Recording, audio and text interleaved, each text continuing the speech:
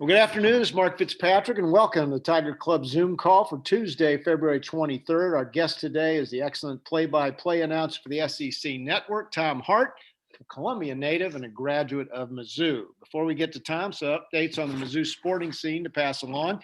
Coach Joshua Taylor's volleyball team is ranked 25th and coming off a win over Georgia this weekend. Senior Kylie DeBerg, who was a second-team All-American in 2019, was named SEC Player of the Week in leading Mizzou past the Bulldogs. Coach Robin Pinchton's women's basketball team tied a school record on its senior day Sunday with 18 three-point baskets and a 96-80 win over Florida. Believe it or not, spring football starts this Friday for the second season under Coach Eli Drinkwitz. Right now, the spring game is scheduled for March 20th. Today, Mitchell Forty of Power Mizzou reports that Coach Drinkwitz has hired Aaron Fletcher out of Tulsa to be the defensive backs coach to replace David Gibbs, who is now at Central Florida. I'd like to take a minute to thank our Tiger Club sponsors, Chicken and Pickle in North Kansas City, the sports scene in Lee Summit, TigerBoard.com, Stables Grill in Kearney, and Conrad's Restaurant and Ale House in Liberty. Also thanks to Darren Whiting for engineering our Zoom calls each week, and to Paul Blackman and Barry Cantor for lining up our speakers.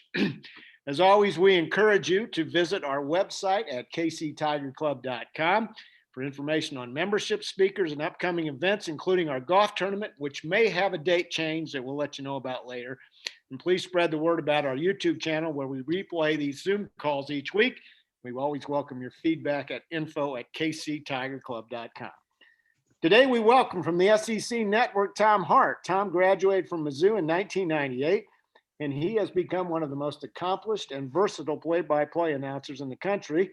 After stints with the Big Ten Network, Fox Sports South, and ESPN, he joined the SEC Network in 2014. He anchors the Saturday Night Football broadcast, does college basketball, college baseball. This year, he handled Major League Baseball playoffs and even some Korean baseball. Tom's a graduate of Rockbridge High School in Columbia, currently resides with his family in Atlanta. If you'd like to ask Tom a question at the end of our discussion, please use the chat feature at the bottom of your Zoom page. Tom, welcome to the Tiger Club. Great to have you here.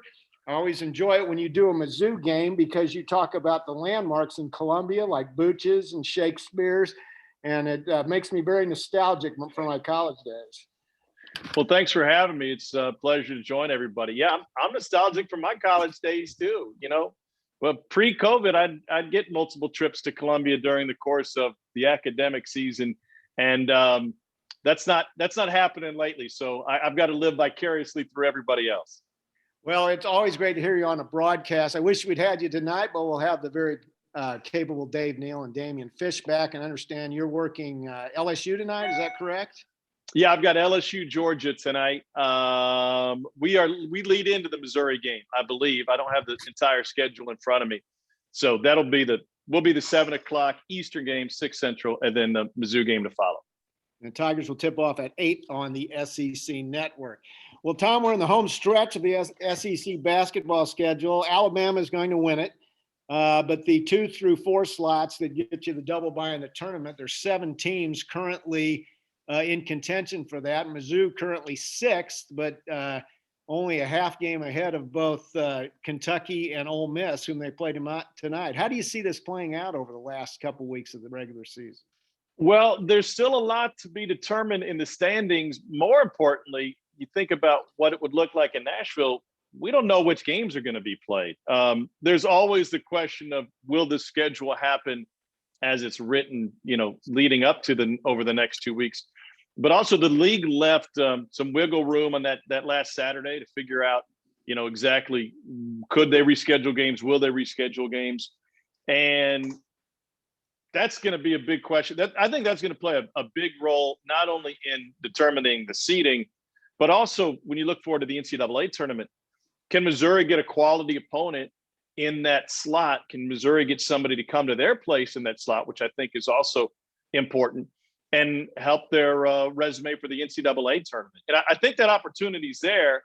If you do the math and you just kind of figure out who's played, who hasn't, where teams have been, which games they've missed out on, Texas A&M right now is a real wild card. They've missed 7 straight games.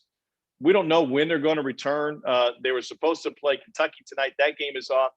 They're supposed to play this Saturday. We're hearing that maybe that game won't be played. So they're the link that's kind of got everybody wondering what could be next. But if you look at the games that haven't been played and where teams slot, I think there's probably a pretty good chance that final Saturday before Nashville, that LSU would come to Columbia. And that'd be a great opportunity for Conzo's team because LSU's got a good net. They've got a great strength of schedule. They're currently third in the league. They could end up higher than that, obviously. Then the other, I'm rambling a little bit because we just don't know what's going to look like. There's also the opportunity that games are added that previous Thursday, or even more schedule adjustments happen. But big picture, Alabama's going to win this thing. Arkansas has won 7 straight in conference. LSU's won 3 in a row where they're averaging about 85 points a game. Florida's been hit or miss. Tennessee hasn't had a good run lately. And Missouri's back to full strength with Tillman back, and they certainly look like a different team with him in the middle. 6 teams in the NCAA tournament bracketology right now. Mizzou is anywhere from a 4 seed with Jerry Palm on CBS to a 6 seed with Joe Lunardi.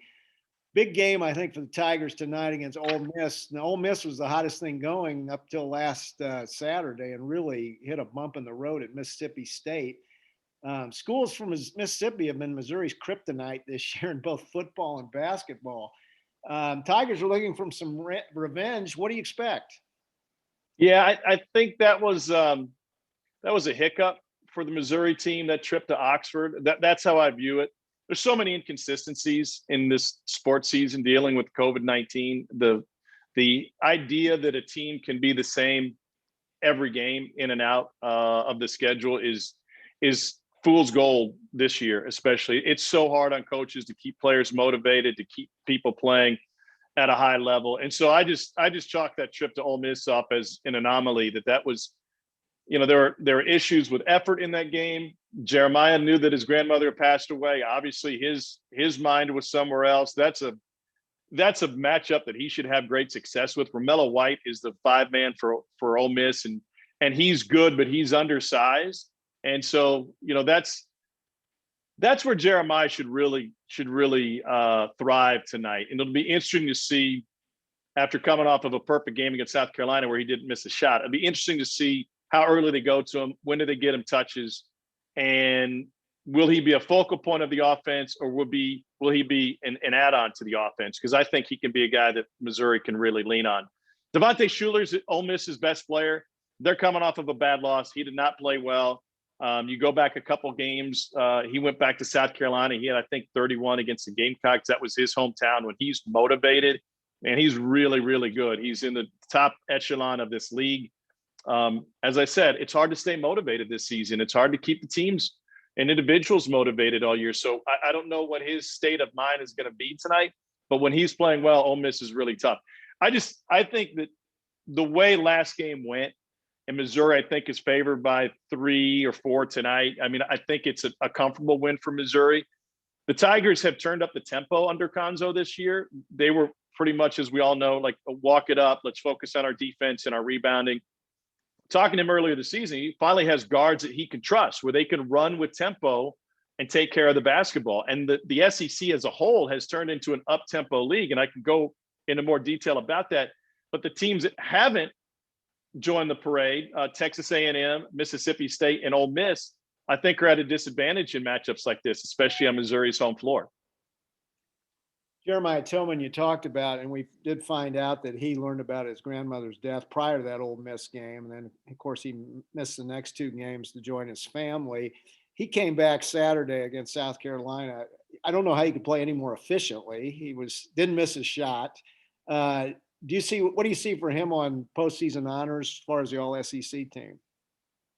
Oh, I think he's in the conversation. I think about bigs in this league. The SEC, it's interesting from a comparison standpoint. Everyone's talking about the Big Ten this year, and you look to the Big Ten, and they have real bigs. I mean, they have 7-footers that are 260 pounds. Colburn, obviously, at Illinois. The kid at Michigan is a monster of a dude. Ohio State has a big front line. He doesn't face a ton of that in the SEC. You think about Arkansas as an example. they have a 7'3" center who would rather be on the perimeter shooting jump shots. Tennessee is very similar. They've got John Fulkerson, who's 6'10", who would rather be operating at about 16 feet. So Jeremiah is a bit of a throwback in that regard. The league's strength from a personnel standpoint isn't centered around the block because of the tempo. So he should be in consideration for first or second team honors easily, especially when you start doing it by position. And I think more importantly, his value to this team is now more understood than ever. I mean, the couple games without him, he wasn't really checked into that Ole Miss game, which we understand. And obviously, you know, we can all understand those frustrations and how hard that game must have been for him.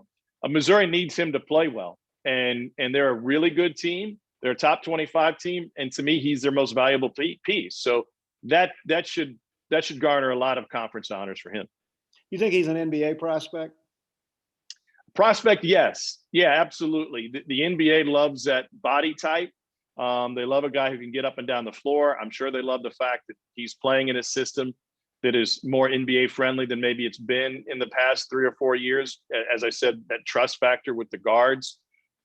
But if you watch, and I'm not a huge NBA fan, but if you don't have to watch a ton of it to understand that at that position, you've got to be offensive minded on the perimeter, or you've got to be absolutely unstoppable defensively and as a rebounder. And I'd love to see his rebounding numbers go up. I'd love for him to have a passion for getting every loose ball that's coming off the rim or coming off the backboard. I think that'd go a long way, but he'll certainly get an opportunity. We're talking with SEC play-by-play man Tom Hart, a Mizzou grad, and I also forgot to mention once the voice of the Winston-Salem Warthogs. We want to talk to you about that a little bit, maybe down the line.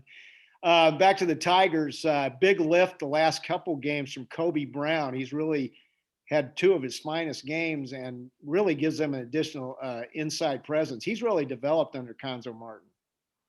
Yeah, Cuonzo loves him. I mean, he came in talented.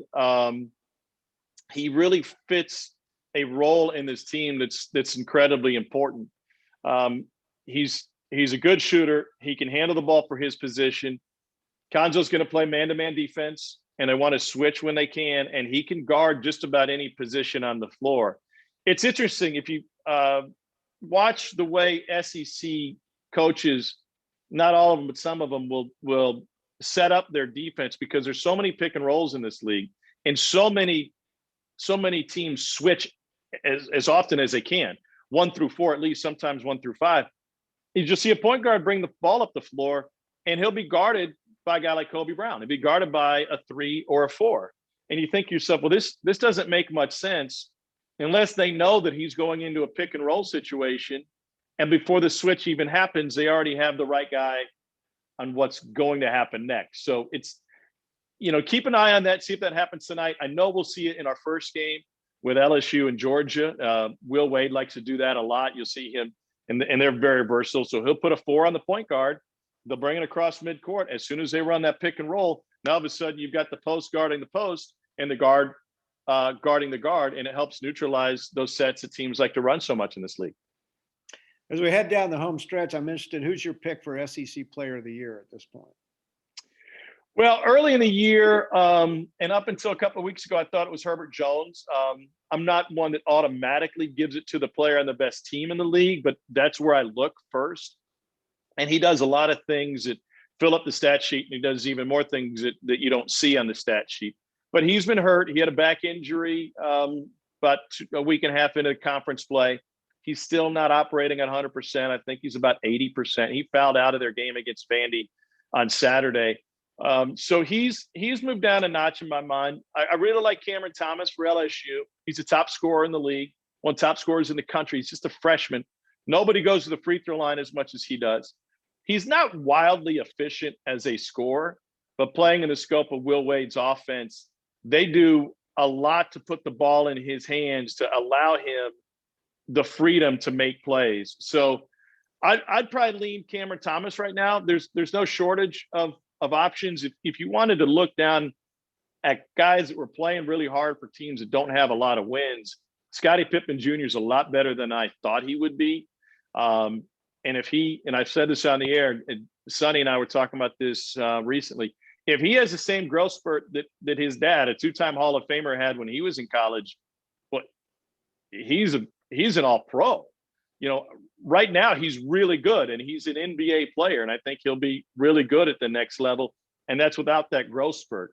Dylan Dissou is playing with them, and those guys, a two-man team can be unstoppable at times. But I got Cameron Thomas, Player of the Year in the league. I watched Vanderbilt play their last couple of games. They are no layup anymore. They are really coming on. Another team I want to ask you about that's sort of been lying in the weeds is Kentucky. Are they hitting their stride now, and will they be a factor in the postseason tournament, the SEC tournament?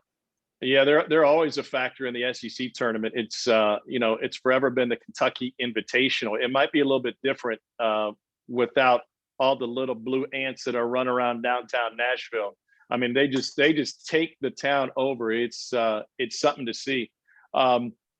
Kentucky under John Calipari with young teams, and they're always young, so it sounds redundant. They always hit their stride about now, middle of February, late February, and that's what makes them so tough in the tournament. And I think it's two things. It takes a while for the young players to get their footing, get acclimated to college basketball as a whole. But just as importantly, it takes them a while to get to know their coach and what to expect. John Calipari is as hands-on a head coach as we have in the league. He'll let his assistants run the scout a little bit, but otherwise, from the beginning of practice to the end, that's his show. And he's very demanding. And it's not that you show up on campus as a McDonald's All-American and a possible first-round pick and he lets you coast. He coaches them up and he demands a lot of them. And a lot of these guys haven't been coached like that before. So there's an acclimation period with their coach and the coaching staff to get to where they are. BJ Boston's playing really well for them right now. They've been shooting the lights out. They absolutely demolished Tennessee. I think they ended up winning by 15. To me, it felt like they won by 25. Tennessee was never in the game. Jaden Springer's been really good. He's a freshman for Tennessee. They've been scoring 25 points a game. They absolutely took him out of the game. I think he scored 3, maybe made 1 bucket. So they're people should take note, and they have taken note that Kentucky's a team to be worried about on the final 2 weeks of the season, and of course, once we get to Nashville. And I think the SEC tournament's going to be as wide open as we've ever seen. COVID plays a big role in that because motivation is going to be a key for a lot of these teams. If you're Alabama, and I'm not saying that Alabama doesn't want to win the SEC tournament, but if you're Alabama, what are you playing for? You're probably locked into a 2 seed if you finish the season as you've been playing. You're likely anxious to get to Indianapolis and take your COVID test and set up camp and get ready for what could be a historical run for them. They've never been to the Final Four in program history. And so why grind it out and sit in Nashville until Sunday afternoon if your goals are larger than that? And not that trophies don't matter and banners don't matter. This year's different than it's ever been. I compare it to what happened, if folks remember the SEC tournament in 2008. A tornado ripped through the Georgia Dome, and all of a sudden the tournament's turned on its head. They had to move it over to Georgia Tech. Georgia was the worst team in the league that year. They had lost 11 out of 13 going into the postseason. Dennis Felton was their coach. They're getting ready to show him the door. And because of the interruption at the Georgia Dome, Georgia had to play 2 games in one day, starting with Kentucky. They swept the doubleheader. They end up winning the tournament. They go to the postseason. And the SEC gets 7 teams in, with the worst team in the league getting in. You talked about how dangerous Vandy can be. I mean, people are going to be out of their comfort zone as individuals and teams playing in what will likely be an empty building in an odd tournament. And when that happens, I think you can kind of throw the records in the air, and it's going to be a matter of who's focused and motivated to win that game and then put a few of those together. And I think we see at least one high seed playing in the championship come Sunday afternoon. Talking to Tom Hart of SEC Network and ESPN. Tom, you've had quite a year. You've called Korean baseball. You called MLB playoffs. We talked to John Sunvold last month. He gave us the perspective of a color analyst doing a game in the age of COVID. Tell us about play-by-play, how difficult it is to call a game from your basement. Well, the beauty is I took over this little corner of the room, and I can bring anything in here I want, including this. I hung this behind me for our last game, and I was working with John, and he'd seen it before. A quick story: our first year together, we're in Alabama, and we're getting ready to walk over to shoot around. We're staying in a hotel right next to the arena. And I said, well, why don't you come down and I'm eating lunch in the bar, and I'll wrap up my lunch and meet me at the hotel bar. We'll walk over. And he walks in, and John, he's understated as usual. How you doing? He's got that Norwegian countenance, like that, never too high, never too low. And he looks over the wall and he sees this poster hanging on the wall, and he goes, what the hell is that? And I play dumb, and I look over my shoulder. I go, oh man, I didn't even notice that. I don't know. Maybe the owner's a big Mizzou fan. That's pretty wild. And then finally, I share with him the story after letting him in on the prank. I got that in 4th grade, and had him autograph it at Red Rear Sports in the old Crossroads Shopping Center, Missouri. And it was sitting under my bed for probably 10 years at my parents' house. And finally, my mom had it framed. And it's turned into a great piece of memorabilia. And who'd have thought that I'd end up working with the dude and calling games with him? So that's my favorite piece that I have down here in the basement. It's Mark, it's hard. It's really hard. We don't see the game like we normally do. We don't get to interact with the coaches and players like we normally do, which is incredibly important to me. We don't get explanations from the referees when things happen during the game, which is a huge advantage to being there on site. I know a lot of the referees really well. Terry Overby's a Missouri guy from Maryville. He's a big Chiefs fan. He does a lot of SEC work. Every time I see him, we talk about Mahomes. We talk about his trip to the Super Bowl. Yeah, I know all these guys. And so when something happens in the game that is controversial, they come straight to one of them comes straight to the table, and they go, hey, here's what happened. Here's what we did, what we didn't do. And we can share that with the viewers. So that's out the window. The communication is harder. I'm just thankful we have games. There are a lot more layers to everything that we're all doing in this pandemic. And so it makes it less convenient. It makes it more difficult in many ways. But the fact that we have games, I don't have to get frisked by TSA 6 times a week. I can just walk down my stairs, fire up a Zoom call, and go to work. There's a silver lining in that. As a fan watching a game, one thing I've noticed is if a guy makes a great play, the camera will show him close up. Meanwhile, the guy on the other team's running down making a basket. Are you seeing the same thing we are, or are you getting a different angle? Because you'd miss that play completely.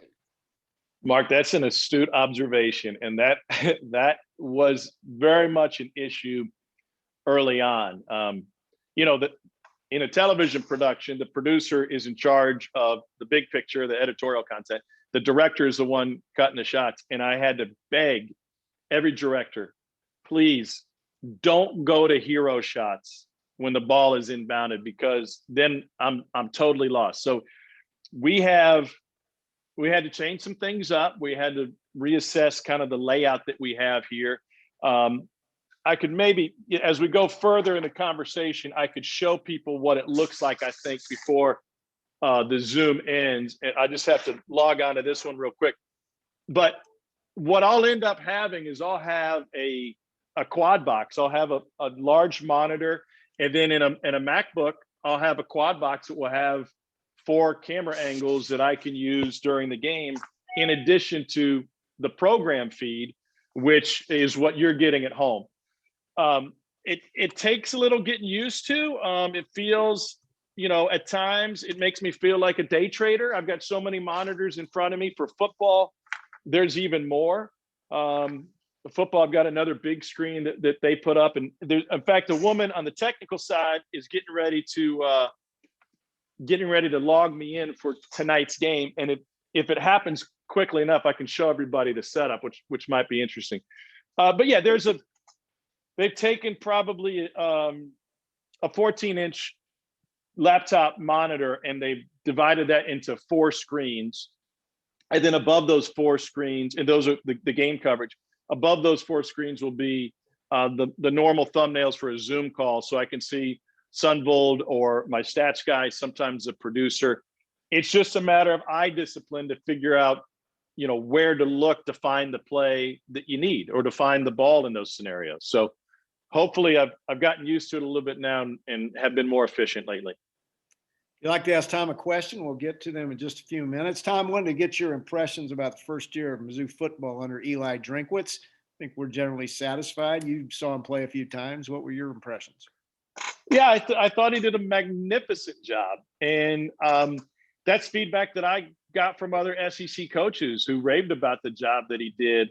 I'm anxious to see. I think he is a great coach to have in bad times. And I haven't flushed this entire theory out, but what I mean by that is he is honest with these kids. He is transparent. He is a great communicator. During a global pandemic, when players had the opportunity to just quit in the middle of a season, he was able to keep his team together and to keep his team motivated, where other coaches in the league were looking towards Columbia and they told me, man, this guy's doing an incredible job. And there's a difference, I think, in being a great coach in bad circumstances to just being a great coach overall. But oddly enough, I think these odd circumstances fit him. Now, was it likely more difficult for him that they only got a few days of spring practice in and the team didn't have the foundation under what he wanted to do? I think it was harder on him, especially on the front end of that. But then they got all this extra time during the month of August and some in July where they could get in the classroom and film room and they could learn even if they couldn't be on the field. And I think he's a great teacher. He's a great offensive mind. He's a good motivator. I'm excited to see what the program can become once he kind of grabs this momentum. I was sad to see the bowl game postponed or canceled, I should say. I was sad to see that happen for selfish reasons. I was supposed to call the game, and that was going to be fun. I thought Iowa had a really good program. But I was also sad to see it go away because it was really hard for teams to take momentum into the offseason. Those who won their bowl games, those who had positive experiences. I looked at a program in the SEC like Texas A&M. They finished in the top 5. They thought they should go to a better bowl game, get in the playoffs. They didn't, but they won their game and they had momentum. That's incredibly valuable, I think, going into the offseason and now going into spring. And so I was hoping Missouri would have that opportunity. So I'm curious what they're going to look like when he has a full year to really, now he knows his quarterback. He knows what guys can do and what they can't do, and a full spring to put in exactly what he wants to be. I think it was a great move, and I think he's got the program in really good shape. Before we get to questions, I want to ask you, you started as a minor league baseball announcer, Winston-Salem Warthogs and the Tennessee Smokies. Give us a story, a good minor league story. Was it like, oh, wow. And you got the Smokies shirt back there. Yeah, I got the Smokies behind. Yeah. Give us a good minor league baseball story. Man, there were so many of them, Mark. It was a really fun time because I was right out of school and I didn't know a thing about minor league baseball when I got into it. We don't have minor league baseball, generally speaking. We don't have affiliated minor league baseball in the Midwest in Missouri until the Springfield Cardinals came around. So I didn't know how the whole process worked. So I won't bore you with any of that. I just sunk my teeth into it, and I loved every minute of it. One year when I was with the Warthogs, the White Sox affiliate in Winston-Salem, I'm trying to think of which one I should tell and could tell. This is being recorded. All right, we'll go with this one. So our manager one year was Wally Backman, the second baseman for the New York Mets, the '86 Mets who won it all. And that was there's books about that team. There's 30 for 30s about that team when he and Lenny Dykstra and Doc Gooden and Darryl Strawberry and Tim Tuffle and all these guys. I mean, the stories are endless. Well, he was exactly the same guy as a minor league manager. He was out of control, and it was it was a different story every night. So one particular night, you bus everywhere in the Carolina League, and we're leaving Winston-Salem after a game. And the normal scenario was that as soon as the game was over, you'd get maybe the guys would get like an hour to shower up. You'd get on the bus as soon as you could, and you'd hit the road. And then the laundry would be done the next day. And Wally convinced our people that we needed to do the laundry that night. His motivation was there was a pub around the corner called Freddie B's, and he knew that he could go to Freddie B's and he could stay there until closing time, and then we would leave.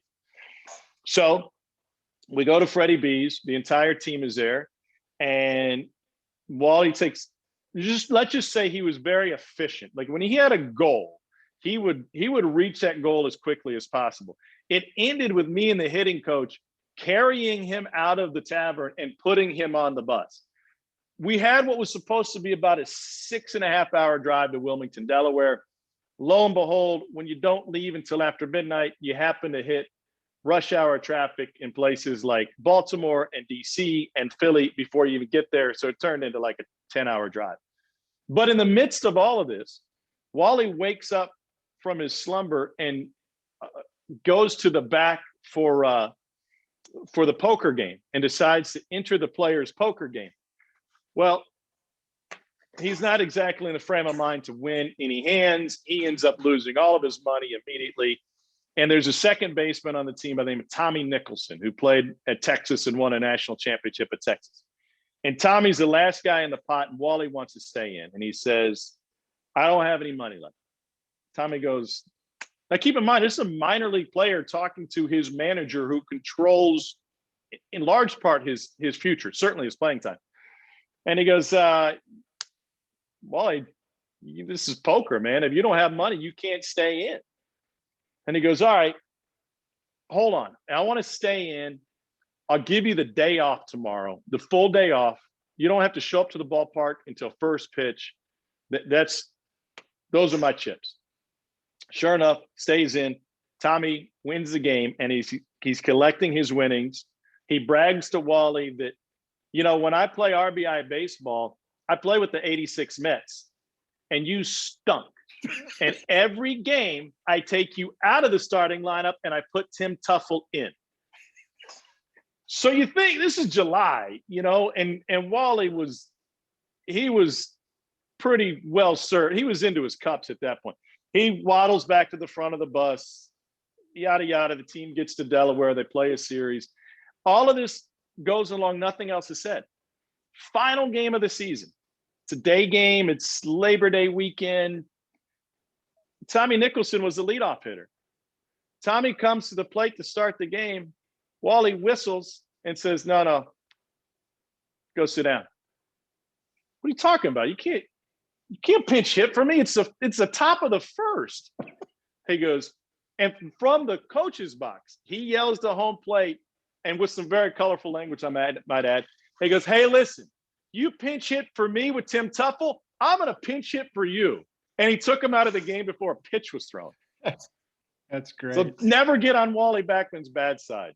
He was good for a story a week, no doubt. Jerry Terrell managed that team too for a while. He did. Yeah, Jerry was great. He was like a father figure. He was so much fun. He was always positive. He had great stories about Bo Jackson and the Royals. He threw BP to Bo when Bo first came to Kansas City for his first workout. This must have been post-draft, and before he'd done anything else, they brought him to Kauffman Stadium to show him off to the press, and he's in the cage hitting, and he's just going, this is Jerry's story now. He's just hitting bomb after bomb after bomb. And one of the writers kind of rolls his eyes and goes, yeah, but could he do it left-handed? And Bo hears him. And Bo stops Jerry and he goes, hold on. And he gets on the other side. Now, this is Jerry's story. It's not mine. But according to Jerry, he said Bo goes to the other side of the plate. Jerry grooves a BP fastball, and he said Bo ripped it off of the scoreboard left-handed. I don't think that writer ever doubted Bo Jackson again. But Jerry was great. One more quick Jerry Terrell story. He was the perfect minor league manager. He was calm, mild-mannered, a great role model for the guys, always preached the right thing. But he got thrown out of a game at Myrtle Beach one time, and he got so mad. I'd never seen him mad at all. He was so furious that after he got ejected, he went and found the game management people, and he convinced them to let him participate in the sumo wrestling on field. So sure enough, in the 6th inning, they introduced those big sumo suits. They introduced the sumos, and the first person comes out, and the second guy comes out, and it's the team's manager. It's Jerry Terrell, and he's got the little head thing on with the ponytail, the bun on top, and he's looks like a 300-pound sumo guy, and he runs directly for the umpire, straight towards him at third base, and then stops last second, turns around, does the sumo deal. I don't know. He may have won a free sub from Myrtle Beach Subs or something, and then waddled off the field, and that was it. Those things happen almost regularly in the minors. That's great stuff. Sorry about my dog there barking. Let's get to some questions. First one from Paul Blackman: Booches or the varsity?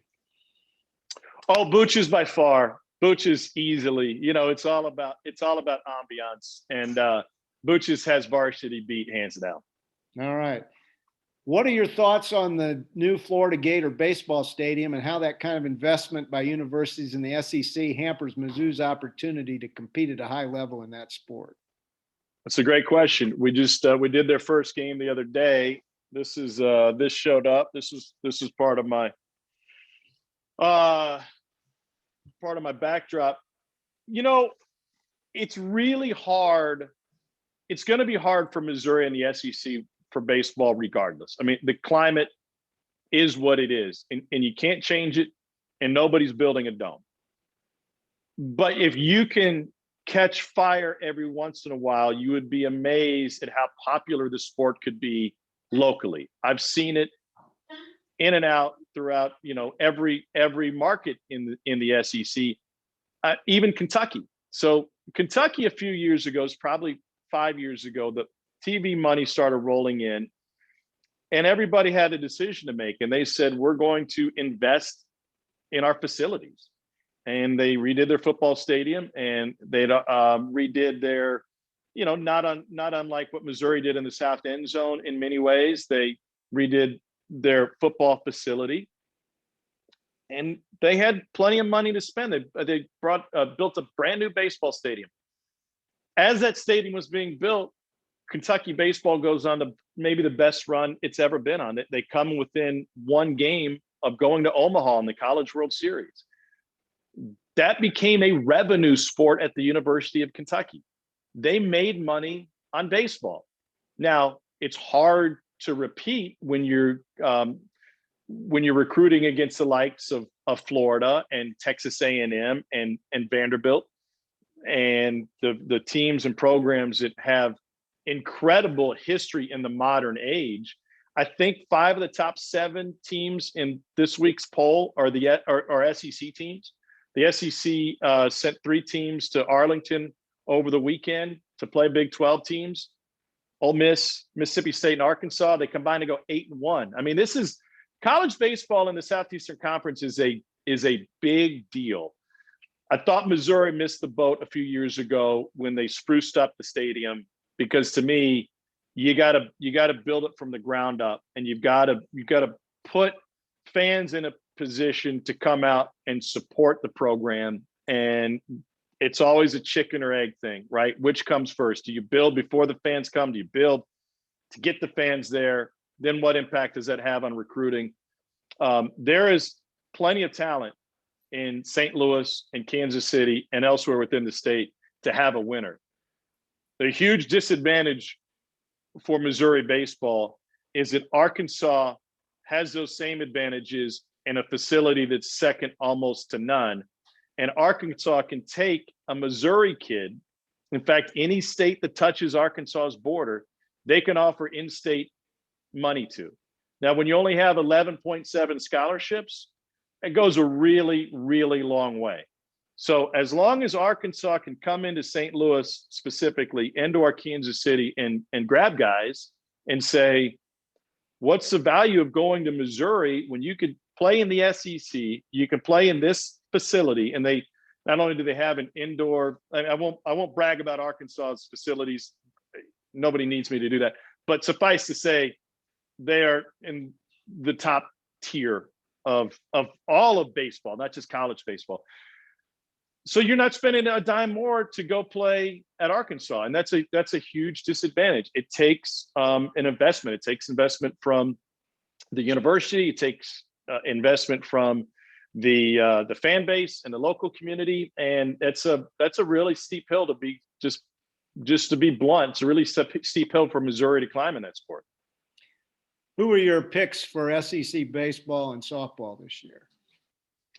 I'm going to gracefully bow out of the softball picks. I have my hands full with football, basketball, and baseball, and I don't want to offend anybody on the softball side, because that's one of those sports that is good as any in the SEC. I mean, every year in Oklahoma City, half the field is from the SEC, if not more. So I'm gonna bow out of any predictions there. Florida returns just about everybody to a team that only lost once in the abbreviated year last year. For the first time since '95, they didn't have a player drafted. And it wasn't because they weren't good enough. It was because MLB's idiotic decision to shorten the draft to just 5 rounds means there are 1,100 players that would have been drafted last year that are back in the mix. So, some of those were high school guys that were going on. Some of those were college juniors or seniors. Some were JUCO guys. College baseball's never been stronger. Florida's guys didn't get the money they wanted. They came back. Their rotation is intact. They lost one starter who was an okay guy that I think played right field. Their preseason #1 loaded. Ole Miss, absolutely loaded. They'll be there in the West. And Vanderbilt is always there. Vanderbilt's got the best rotation in baseball. Kumar Rocker, threw a no-hitter his freshman year in the NCAA tournament. Hasn't slowed down since. He'll be the #1 pick in the draft. Jack Leiter is Al Leiter's son, the former big league pitcher. He's just as good at Rocker. I mean, it's really amazing if you're a baseball fan, the impact college baseball has had over the last 20 years. We had the commissioner of baseball on the air a couple of years ago at the College World Series in Omaha, and he admitted publicly what we had all seen for years, that major league teams have realized that the best path to development is not to recruit a high school kid and get him in your organization and send him to the low minors and wait for him to come up. It's to grab a college kid, preferably one who's been playing in the SEC in front of big crowds on Friday nights, in front of 12,000 at LSU and 10,000 at Texas A&M and 12,000 at Arkansas, because they've dealt with the competition. They know what it's like to pitch under pressure. And the development with the colleges is better than it's ever been in the minor leagues. I sent out a tweet yesterday. I couldn't help myself, but one of the Yankees beat writers had a picture from inside what they called their pitching lab or playground in Tampa, near Steinbrenner Field.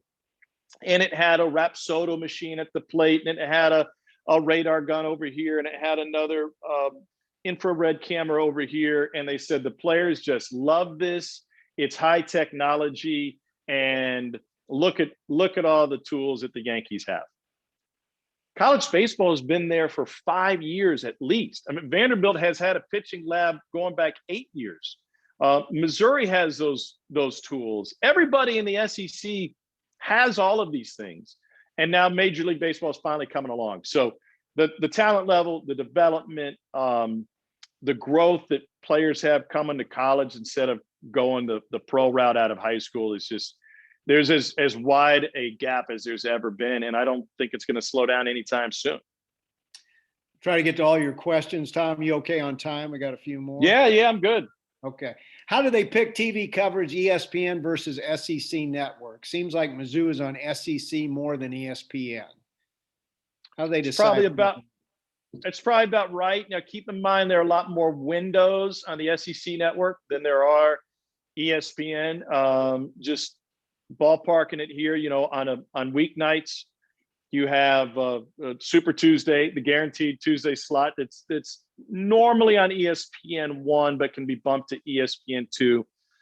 And then you have 2 SEC network slots. You have the 7 and 9 o'clock. Those are Eastern times, obviously. You fast forward to Wednesday, you've got 1 E2 window. You've got 2 SEC network windows. So there's twice as many windows midweek. Same thing comes about over the weekend. They make these decisions way above my head, first of all. But as best as I can tell, like any business makes their decision, they make it first and foremost to make the most money they can. And usually what that means, or from a television standpoint, what that means is to get the highest rating they possibly can. Well, who rates the highest? Kentucky, year in and year out. No questions asked. Kentucky basketball blows everybody else in the SEC out of the water. They blow most teams nationally out of the water. Better than Duke, better than Carolina. And it's national. It's coast to coast. It's not just within their footprint. Same thing on the football side. What do people want to watch nationally? Alabama football. They appeared less on the SEC network than any other program. I haven't done the math. I mean, just what my memory serves, and that happens because the games on ESPN are easier to monetize than the games on the SEC network. You reach a much wider audience. The advertising dollars cost more, and it's a monster that continues to feed itself. There are rules in place. I don't know all of them. Some of them might be gentlemen's agreements. Some of them might be actually in writing when it comes to spreading the wealth and making sure teams get in certain slots or certain places. Football season is always interesting because programs have preferences. Kentucky only wants night games while Keeneland is going on. That's their local horse track that is hosted the Breeders a couple of years ago.